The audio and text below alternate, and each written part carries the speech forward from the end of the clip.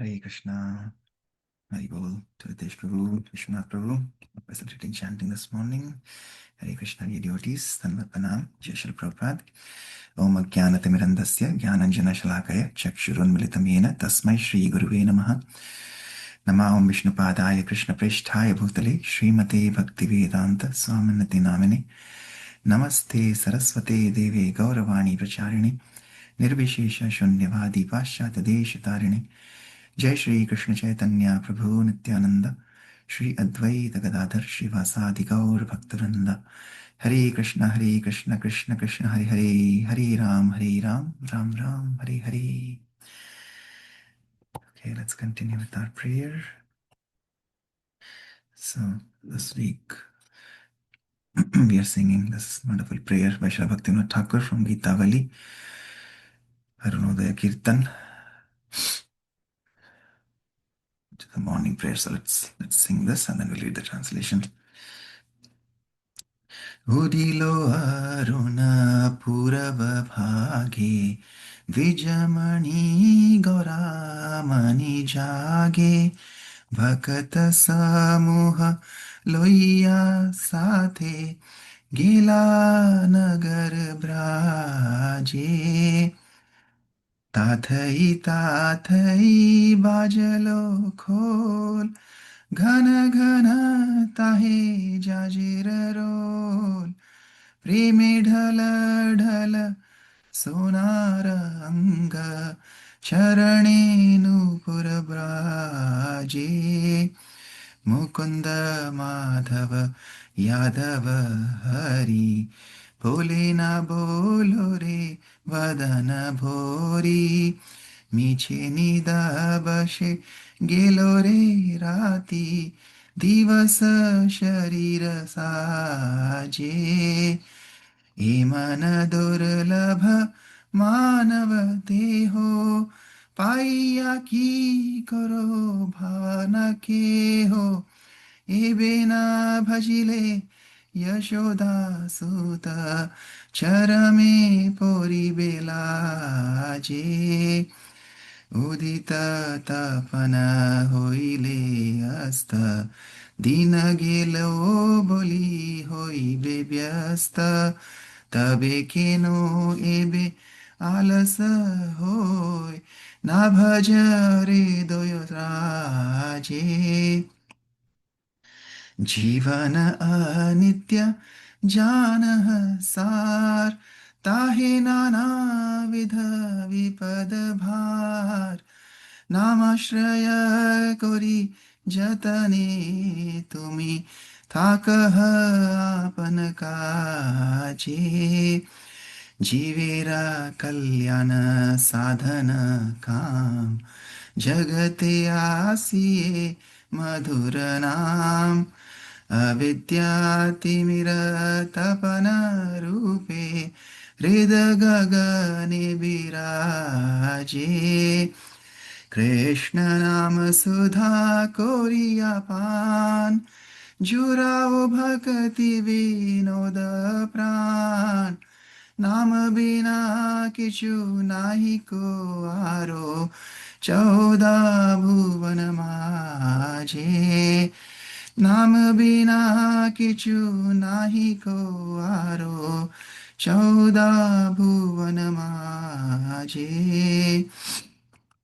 उदिलो अरुण पूरब भागे द्विजमणि गौरामणि जागे भकत समूह लोइया साथे गेला नगर ब्राजे हरे कृष्णा कृष्ण कृष्ण हरे हरे हरे राम राम राम हरे हरे. गीतावली अरुणोदय कीर्तन की जय. श्री भक्तिविनोद ठाकुर की जय. जगतगुरु श्री प्रभुपाद की जय. Any devotee who would like to read the translation? I can read.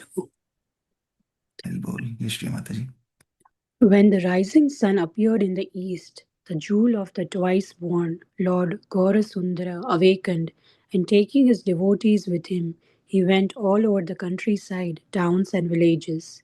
The mridanga's call resounded tathai tathai, and the jhanj, large metal kartals that look like small cymbals in that kirtan, played in time. Lord Gaurang's golden form slightly trembled in ecstatic love of Godhead, and his footbells jingled. All the devotees chanted the names Mukunda, Madhav, Yadav, and Hari, their mouths being filled with the vibrations. They would announce to the still sleeping people, "You spend your nights uselessly sleeping and your days decorating your bodies. You have achieved such a rare human body, but you do not care for this gift. You remain not serving the darling of Yashoda and slowly fall through your last moments to death. With every rising and setting of the sun, a day passes and is lost. Then why do you remain idle and not serve the Lord of the heart? This temporary life is full of various miseries. Take shelter of the holy name as your only business. To penetrate the darkness of ignorance and bless everyone's heart, the holy name has risen like the shining sun. Drink the pure nectar of the holy name of Krishna. There is nothing but the name to be had in the 14 worlds. It has filled the soul of Sri Bhaktivinoda Thakur. Hare Krishna. Hare Krishna. Thank you, Shri Mataji. Anything, any specific verse you liked in this?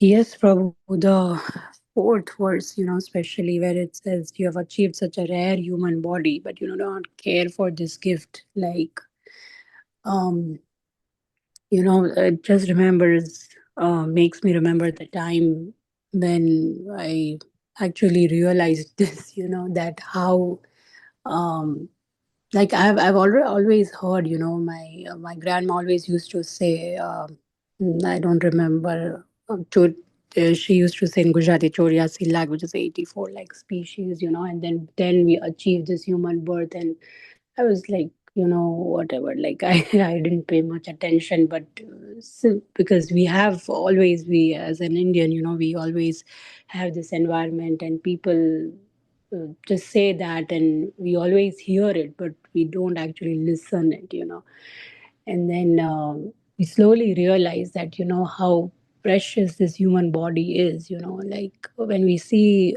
living beings around us, we realize that our human body is so rare, like it's like we just realize that that the only thing which is different is like which differs is that we can chant the holy name of the Lord. We the Lord has given us this understanding that we can actually realize and learn the spiritual knowledge, which they cannot. So yeah, I was just talking to a friend, a few days ago, and she was asking me, how did you come to this spirituality, and I was remembering that time when I realized about Krishna consciousness and Bhagavad Gita and all that, and that moment, that everybody has that moment, like one moment where you are like, oh, what am I doing with my life? It's not just meant for.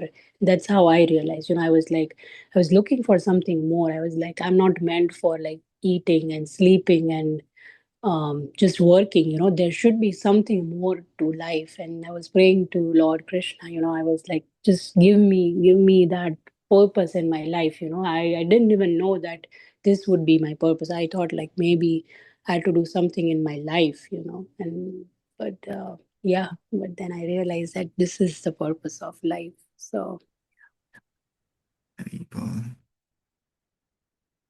Wonderful, wonderful reflection, realization. Thank you for sharing. So heart touching. Yeah, like I said, every one of us has that moment.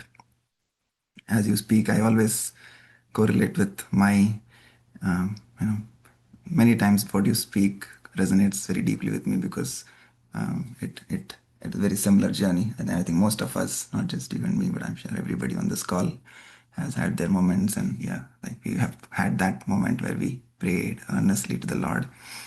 I also remember talking to one of my school friends, and on WhatsApp messages, after a long time we were chatting a few years ago, after a long time, and it's just we were just talking, chatting, and then I was just saying, yeah, I'm just searching for my life's purpose. So what exactly you said. So yeah, but yeah, this human body, like you said, is very, very rare. And Sri Narad Muni says in Bhagavatam, there are two purposes of life. One is that we get rid of this, desires of material desires, material propensities, and the second goal is to develop love of God, right? Because getting rid of material propensities, even other yogis can also do, right? Somebody may be impersonalist, right? They just want to merge with the Brahman, but that is not the whole and sole aim of life. But the ultimate goal is how do we develop love of God, like Prabhupada says again and again. It doesn't matter what religion you're practicing. The goal of every religion should be to bring you to the point of love of Godhead. Right? How do we love God? And it can be in each of those rasas that we say.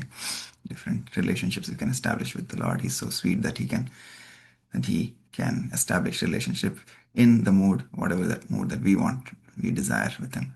So yeah, those are the two ultimate goals of life. And unfortunately, today people are, like we were saying in the evening reading yesterday, at the New Year, people again are all in that mode of enjoyment. That is the biggest lever pull for everybody in this world that is keeping us entangled here.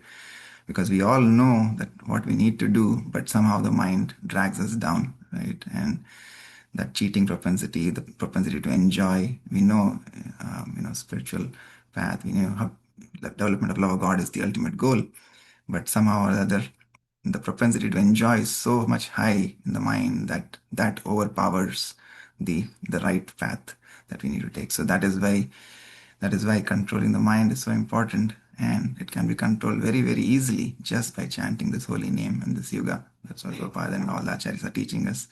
We just need to be steady, we need to be consistent, we need to be persistent.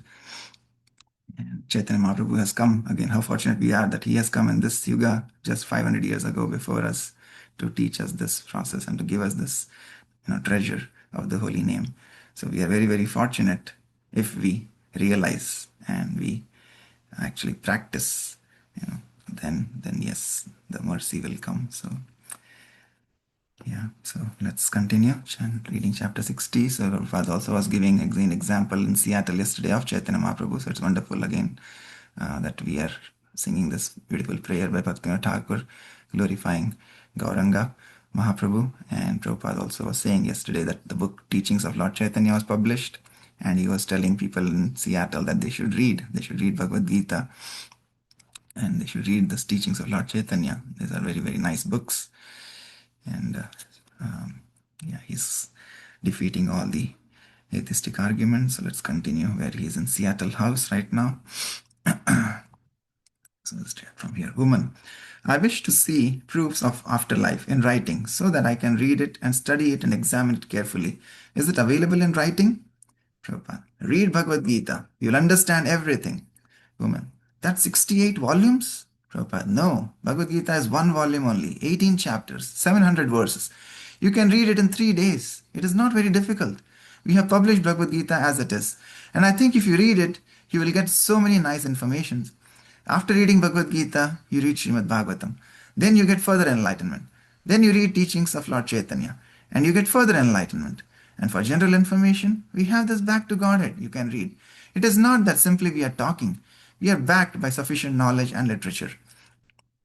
And so it went into the evening. 9 o'clock turned to 10 o'clock and 10 o'clock to 10:30. Is Bhakti Yoga for everyone? What about Kundalini Yoga? Why did Krishna ask Arjuna to fight? What about Christ consciousness? What about the Trinity? Prabhupada was completely absorbed in defeating arguments and answering questions about Krishna, a samadhi of debate on behalf of his Lord Krishna. Yes, he did expect them, if they were gentlemen, to accept his presentation as correct and to make a real commitment to Krishna consciousness. So here is the offering, Prabhupada said. Take Krishna consciousness. Now it is your choice. If you can take it, it is good. If you don't take it, that is your misfortune. Is there any difficulty to accept our formula? I ask all of you, is there any difficulty? I'm asking this. You have asked so many questions of me. Is there any difficulty to accept this formula? The assembled guests and devotees murmured in reply, no. So why don't you take it? Prabhupada laughed. It is so simple, nice. Try to understand by your knowledge. We are not pushing forcibly. You have got your intelligence, argument, logic, everything, but you will find it sublime. The author of Chaitanya Charitamrita says that we are placing it in it for your judgment, not that we are pushing it by force. Sometimes it is said that the Mohammedans propagated their religion by holding a sword in one hand and the Quran in another hand. Either you accept Quran or there is sword for you. Krishna consciousness is not like that. It is placed for your judgment. And if you like, you can accept. Otherwise, I came here empty handed. I shall go back empty handed. There is no loss, no gain. Prabhupada laughed with the satisfaction of the completely surrendered servant. Then he asked them all to chant Hare Krishna. Tamal Krishna Maharaj. At that point, I could recognize that Prabhupada was my complete lord and master. Whenever he would get up from the Vyasasana, I would just grip his feet and hold them and hold them and hold them. I would hold his feet at my head and I wouldn't let him walk at all. I was so eager to be at Prabhupada's lotus feet. I wanted to be with him as much as I could. I would feel very torn apart when he would go to another temple. I remember sometimes after the program, he would finish eating a piece of fruit and would throw the peel on the floor. He would all jump for it and fight with each other in front of the altar. We would all jump for it and fight with each other in front of the altar and Prabhupada. We would be scrapping around like little puppies. Prabhupada would lean back and laugh. He thought we were making very nice advancement by this. Word got around that Prabhupada, whose disciples were chanting downtown every day, was himself chanting Hare Krishna and speaking in the temple on Roosevelt Way. A local TV station came out one evening to film the proceedings, bringing big cameras, microphones, and bright lights into the temple room and shooting Lord Jagannath, the devotees dancing and singing, and excerpts of Prabhupada speaking. The following day, they returned to Prabhupada's apartment and filmed him playing harmonium and speaking with a woman interviewer. They turned their cameras on his personal altar with close ups of his Radha Krishna deities, as well as the covers of his books, Bhagavad Gita as it is, and teachings of Lord Chaitanya. When Prabhupada saw the footage on color TV, a few minutes of the evening news, he thought it was good. He wrote to the devotees in London, "This newscast should help our movement here in Seattle, as so many people will see and come to our temple. So you can try for television appearances there also if possible." After the TV showing, there was a brief fame. When Prabhupada came to the lecture the next night, the temple room was filled with about 50 extra guests, young men and women. Prabhupada seemed pleased, but actually they were all one group, a fun-seeking fraternity house with their dates. They managed to stay through the kirtan, but as soon as Prabhupada began to speak, they all got up and left, leaving the devotees and the usual number of about a dozen interested guests. The devotees were also going to the university, and among the students was considerable interest, at least casually. A representative of a student newspaper came and talked at length with Prabhupada. When two men came to Prabhupada's apartment and presented themselves as reporters, Prabhupada's secretary allowed them in, thinking they also wanted an interview. But their interview became an interrogation. They challenged Prabhupada as to why he was not teaching that Jesus Christ was the only way to God. They were angry that Prabhupada was preaching on the campuses. When Prabhupada informed them that he accepted Jesus Christ as the Son of God, they demanded, "But do you believe or not that Jesus is the only way?" Prabhupada replied, "Do you believe that God is limited or unlimited?" "Unlimited," they admitted. "Then why are you limiting him?" said Prabhupada. "By saying that there is only one way to get to him. Even an ordinary man can have 20 sons. Do you mean to say that God can have only one son? Why are you limiting him?" Within a few minutes, the men were speaking to Prabhupada in loud voices. It became obvious they were not reporters, and they told him they were, in fact, local ministers. When they became blasphemous, the devotees asked them to leave the house. Prabhupada wrote in a letter to a disciple in New York, "The priestly class of Christian and Jewish churches are becoming envious of our movement because they are afraid of their own system of religiosity, because they see so many young boys and girls are taking interest in the system of Krishna consciousness. Naturally, they are not very satisfied. So we may be facing some difficulty by them in the future. So we have to take some precaution. Of course, this priestly class could not do anything very nice till now, but the dogmatic way of thinking is going on. So anyway, we shall have to depend on Krishna." Before Prabhupada's arrival in Seattle, Upendra had written the head of the Asian department at the University of Washington, requesting a speaking engagement. The professor wrote back entirely in Sanskrit, knowing well that the boys would not be able to read his letter. Upendra gave the letter to Prabhupada, who immediately translated it and answered the professor with a letter written in English, but quoting many Sanskrit verses. Prabhupada concluded his letter. I am sorry that we cannot reply in Sanskrit. Our process is not academic, but purely spiritual. Prabhupada had Upendra sign the letter as if he had written it himself. Prabhupada went out himself to speak in several colleges. At the University of Washington, he had Tamal Krishna give an introductory talk. Speaking directly what he had heard from Prabhupada, Tamal Krishna spoke boldly about the so-called holy men or swamis who are cheating the public. He took considerable care to demonstrate that our spiritual master is in complete agreement with Lord Jesus and the Bible. The Bible is bona fide, he said, but like a pocket dictionary compared to the unabridged. There is a need to hear a person like our spiritual master, A.C. Bhaktivedanta Swami, speak, said Tamal Krishna. He then read an article from the New York Daily News, headline, Retreat for Priests Who Drink, featuring a sanatorium that had been opened for some of the 5,000 alcoholic priests in the United States. I'm not saying that all priests are like this, he said. That's not at all what I'm trying to get at. But the article goes on to say that alcoholism is not treated as a moral failure, but as a disease. But that's absurd. It is a moral failure. These priests have the choice to drink or not to drink. They choose to drink and get drunk. These are men who are leading us back to God. The point is, you must have someone who is pure. To teach about God requires a moral qualification. Our spiritual master spends 100% of his time in praise of the Supreme Lord. We ask you today, please listen closely and just try to understand his teachings. Just listen and test with your reasoning ability and your intellect to see whether this is not the bona fide way to the absolute truth. Now let His Divine Grace, A.C. Bhaktivedanta Swami Prabhupada speak. Prabhupada listened from the orange cloth-covered dais where he sat in the auditorium. Tamal Krishna had stood and spoken, and now he joined the other saffron-robed men and the women in saris who sat at Prabhupada's feet.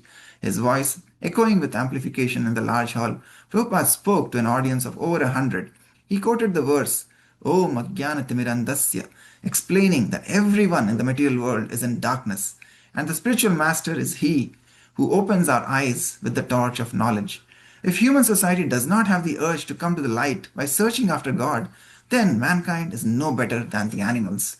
To illustrate the point that human society is in a precarious condition for lack of God consciousness, Prabhupada told a very nice story. One rat, he said, was troubled with a cat, so he came to a saintly person. My dear sir, I am very much troubled. What is the difficulty? The rat said, The cat always chases, so I am not in peace of mind. Then what do you want? Please make me a cat. All right, you become a cat. But after a few days, the cat returned to the saintly person and complained that he was being chased by the dogs. The saintly person gave him the benediction. All right, become a dog. Then the foxes chased the dog. The saintly person blessed him again. All right, become a fox. Then the tigers chased him. The saintly person turned him into a tiger. And when he became a tiger, Prabhupada continued, he began to stare his eyes on the saintly person. I shall eat you. Oh, you shall eat me? I have made you tiger, and you want to eat me? Yes, I'm a tiger, and I shall eat you. Oh, then the saintly person cursed him. Again you become a rat. Again you become a rat. So he became a rat. So our human civilization is going to be like that. The other day I was reading in your world almanac. In the next 100 years, people will live underground like rats. So our scientific advancement has created this atomic bomb to kill man, and it will be used. And we have to go underground to become rat again. From tiger, again rat. That is going to be. That is nature's law. Daivihi esha gunamai mama maya dhiratyaya. If you defy the laws of your state, then you are put into difficulty. Similarly, if you continue to defy the authority, the supremacy of the Supreme Lord, personality of Godhead, then the same result. Again, you become rat. As soon as there is atomic bomb, everything, all civilization on the surface of the globe will be finished. So many people may not like it. It may be very unpalatable, but the fact is like that. Prabhupada explained that the God consciousness he was advocating was not a particular rigid religion like Christian or Hindu or Muslim, but it was universal. He explained the word dharma as one's characteristic, that which cannot be taken away. The unalterable characteristic of the living entity, he said, is the tendency to love and to do service, and that is our eternal religion. So I do not wish to take much of your time, Prabhupada concluded after no more than 10 minutes. But simply I want to impress upon you that this chanting of Hare Krishna is so nice that if you give an experimental way, you can see. You chant for at least 1 week and you see how much you have changed. So these boys, they are chanting in the street. We have got many branches in your country, one in London, one in Germany, and everyone is taking part. It is increasing. So we don't charge anything. Neither you have got any loss. If there is any profit, you can try it, but there is not loss. That is guaranteed. Chant Hare Krishna, Krishna Krishna, Hare Hare, Hare Rama, Rama Rama, Hare Hare. Thank you very much. Okay, thank you very much. Let's pause here. Yeah, so nice.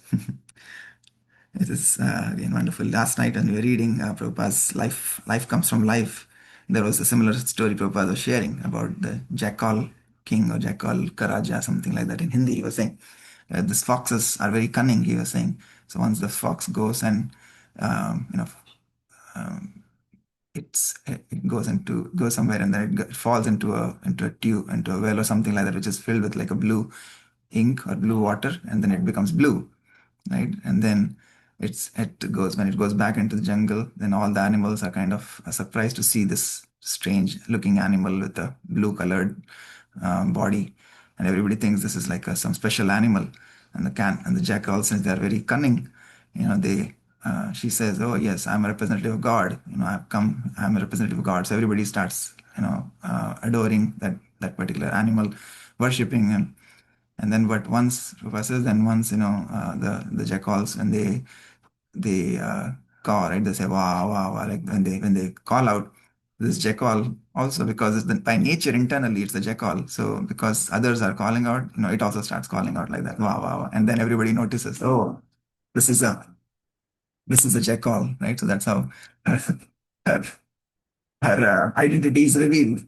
So like that, um, when we read this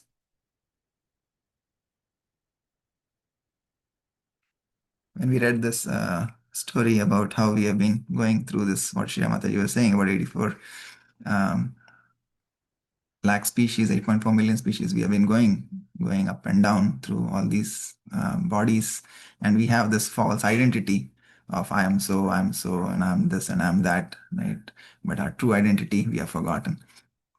So we are just going by external identities of, in the society or in the family or in the country, I'm this person, I'm that person, but yeah, we have forgotten our true identity. So we have to chant and we have to you know, reconnect back to our true identity. Yeah.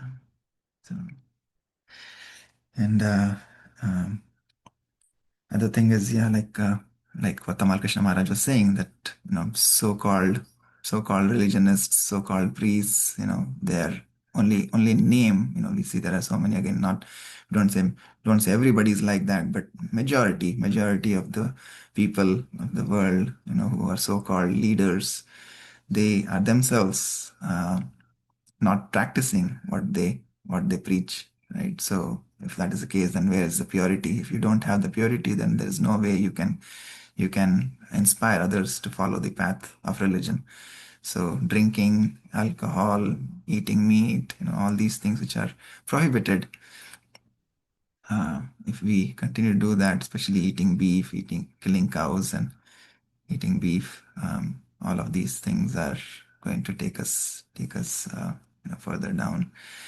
And we can see practically again, like, it's not just these different species, even in the human form of life, um, we see tendencies are there. Like I gave that example, and I have in my family, I have my nieces are twins, and I see a lot of difference in their behavior in terms of how they respond to situations.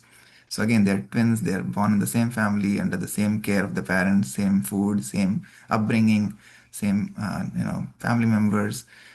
Still, there is a lot of difference in terms of how they both respond. So they're just 3 4 years old, right? And similarly, we see small kids when they go to school, they may be in kindergarten, first grade. Like I was talking to somebody in India, they're saying, like, a first grader, sometimes they have the tendency to steal, right? Some kid will go to school, they'll steal pencil or eraser, right? So where is that tendency coming from? Like, they're just in kindergarten.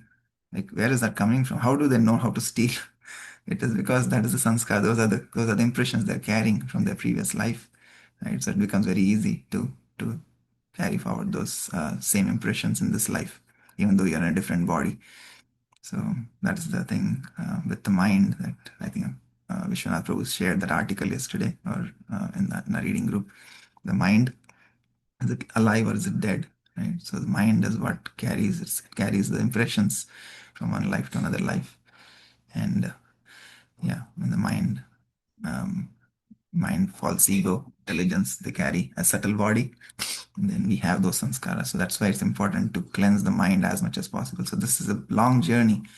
Like Ritesh Prabhu, when he was chanting this morning, I was thinking, I'm grateful, Prabhu, and it really inspires. So soothing to hear your chanting. But like continuously from 5:20 to almost 6 o'clock, he was chanting. So this also brought a thought to me that this is a marathon. This is not a sprint. The spiritual journey that we are on, it's not going to, if we are thinking we'll have magical realization in one day or 1 week. Even the Prabhupada is saying here, 1 week at least you chant, but you chant sincerely for 1 week, and then for sure there will be transformation. So yeah, so it's a marathon. We have to do whatever we are doing, we have to do consistently and for a long term. Then yes, because there is so much of anarthas in our hearts. It's a unique journey for each one of us, like I've been saying again and again. We cannot compare one with another. Each one of us are on our journey, individual journey. Today we are in this body, like I said, within a half a blink of your eyelid, everything that we have accumulated, everything will go away, right? So any intelligent person will realize that like you were saying, Shri Mataji, why do I have to go into these bodies again and again and again and again, life after life? How do I stop this cycle? Where because when I come in, I don't have any choice where I'm going to be born, how I'm going to be born, which body I will get. And when I'm about to go, I don't have any choice when I will go, how I will go, right? But in between, we are making merry, we are thinking this life is for enjoyment.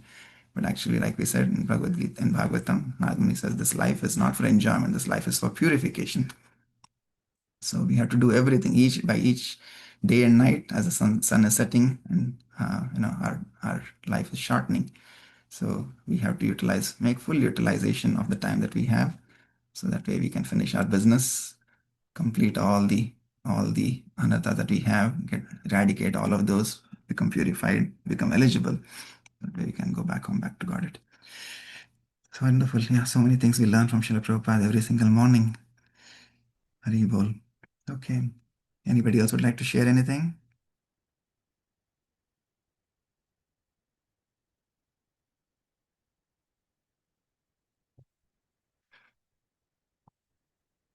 Feel free to unmute and speak if anybody would like to say anything.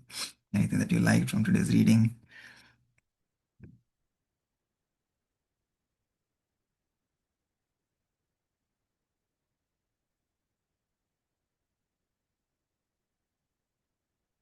Yeah, 14 devotees on the call. Nobody has any thoughts. Jai Hari Prabhu, Hari Bol. Yes.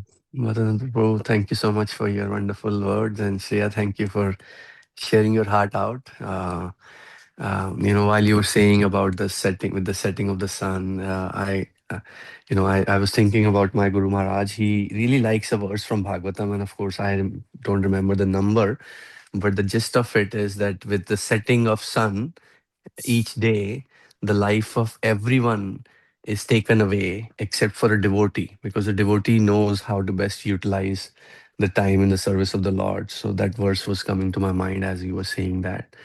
It's a powerful verse if we reflect on it, that how we can make the best investment of our time, which will be invaluable and will never be lost. And it is only devotees who can actually prevent that slow death which each one of us who's not a devotee will die with the setting of sun each day. So but wonderful reading, Prabhu, and thank you so much for your association this morning. Hare Krishna. Thank you, Prabhu, for coming, sharing your reflection. Yeah. Yeah, like you said, for devotees it's always a progression, right? It's like Prabhupada says, every day when we practice, we are making progress. The journey is about progress and permanence. It is not about perfection, because perfection is not achievable. We can never be perfect, like Prabhupada says again and again. It's always a continuous journey. But yeah, when we practice, we will make progress, and hopefully it will become permanent by practice. Yeah, I was just thinking again, like, like I was giving an example of Virat Kohli yesterday. Having played cricket all my life, and it was a very hard attachment for me, and I somehow gave it up last year. So last year I didn't play cricket, and again it was just like I said, it just happened. And but I was reflecting on cricket analogy, that so many people come in to watch the game of cricket, right? We have like stadiums filled of 50,000, 60,000, sometimes even more than 100,000 people, right? But there's only 11 players on the team who actually go out and play, right? So like that, again, we all are on our journey, and as devotees also, um, we may be in an environment, like we may be in the stadium, so at least we have the association, we have the experience of spiritual life, right? But we have to make sure that we become the players. We actually go out and play every single day, every single ball that comes to us, and that's like every single day you're going out and you're playing, right? There are only few who will be successful, and that's what Prabhupada says again and again, that our journey is not very easy, but don't be surprised by how many come, but be surprised by how many stay, right? So we're giving that example. Gauranga Prabhu says, entry criteria. Prabhupada has lifted the entry criteria. He's made it very easy for anybody to come in the door. Instead of 64 rounds, we only have to chant 16 rounds, follow the 4 regulative principles. The entry criteria is very easy, but the exit criteria of how one becomes a pure devotee is still the same. So entry is very easy. A lot of people will come in, but how do we get out of this? That exit criteria is very, very hard. So we have to all practice. And like you said, with every setting and rising of the sun, we have that opportunity. We just have to use that opportunity. Hari Bol. Okay. Thank you, Prabhu. All right, 6:39. So we'll pause here. Vanchakalpatarubhyascha kripa sindhubhyevacha patitanam pavanebhyo vaishnavebhyo namo namaha. Anantakoti Vaishnavandi ki jai. Jagatpurusha Prabhupada ki jai. Jai. Prabhupada Lilamrit ki jai. Nitai Gaur Premanande. Hari Hari Bol. Hare Krishna. Hare Krishna. Hare Krishna. Thank you, Prabhu.